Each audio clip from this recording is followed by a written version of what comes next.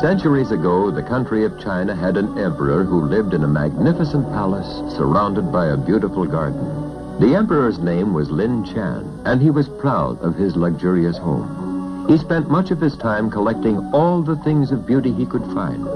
He wanted to have the best of everything to make his palace the showplace of the world. Just beyond the palace grounds, there was a thick forest, but Emperor Lin Chan had never wandered through its winding paths.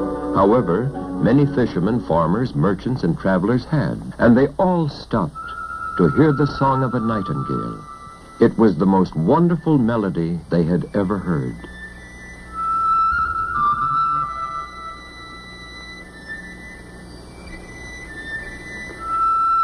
Even though the palace was greatly admired by everyone, those that heard the nightingale all agreed that its song was the most beautiful thing in all the land.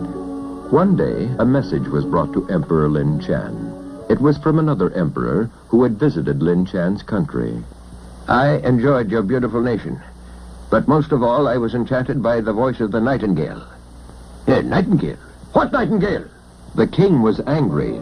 Others had found something beautiful in his own kingdom that he had not discovered.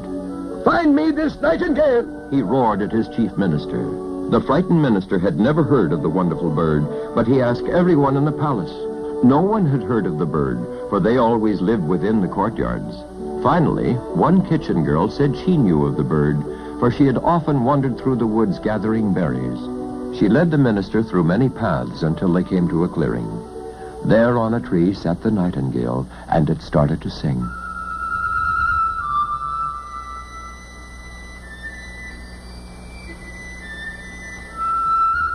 The minister knew this must be the bird the emperor wanted. Your emperor commands you to appear before him at the palace. The nightingale understood and swelled with pride to think she was to give a command performance. So off she went with the little girl and the minister to Emperor Lin Chan.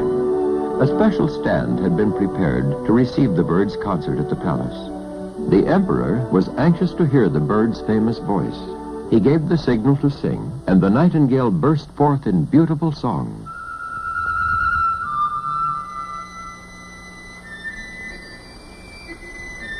The emperor was amazed at the beautiful song. You must stay with me, nightingale, for I am the emperor and must have all things beautiful. The bird was proud to be the royal singer, and she burst forth with song again.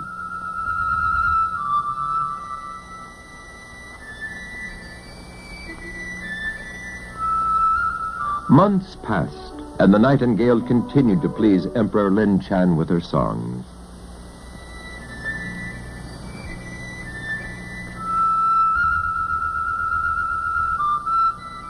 One day, a mysterious package was brought to the palace along with a note. To the memory of my visit to your kingdom. A gift from one of my grateful visitors who enjoyed all this beauty. Indeed, it was a rare gift. A mechanical bird covered with beautiful jewels. What a beautiful present.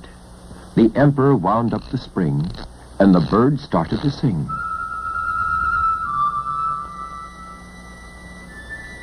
It's the song of the nightingale. True, it was an exact copy of the real bird's voice. This delighted Emperor Lin Chan. Now, I not only have the most beautiful song, but the most beautiful bird, and it will sing for me forever. He was so enchanted by this elegant toy that he played it almost continually. Then one day he said, I have two birds. They shall sing me a duet. But when he looked for the real nightingale, she was gone. The emperor was furious. That ungrateful bird has run off. Never allow it in my palace again, for this shall be the royal singer. And so it was that the mechanical bird continued to give out its beautiful song for the pleasure of Lin Chan.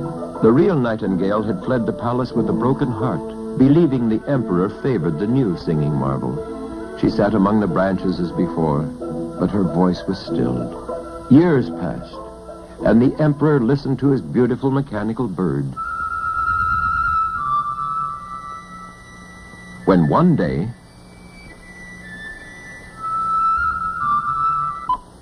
something had gone wrong. The spring had broken, and the machinery was torn apart. The emperor became excited. Get me all the craftsmen in the kingdom! But, work as they would, the results were always the same. The bird would no longer sing. The Emperor Lin Chan became very sad without his beautiful songbird. So unhappy that he fell ill, and the doctors could do nothing for him. Lin Chan was dying. The whole kingdom was saddened. Far out in the forest, a beautiful woman stopped near the real nightingale. Many years ago, when I was a little girl, I took you to sing for the emperor. It would bring him great happiness if he could sing once more before he dies. The emperor was very still as the unhappy attendants waited for the end, when suddenly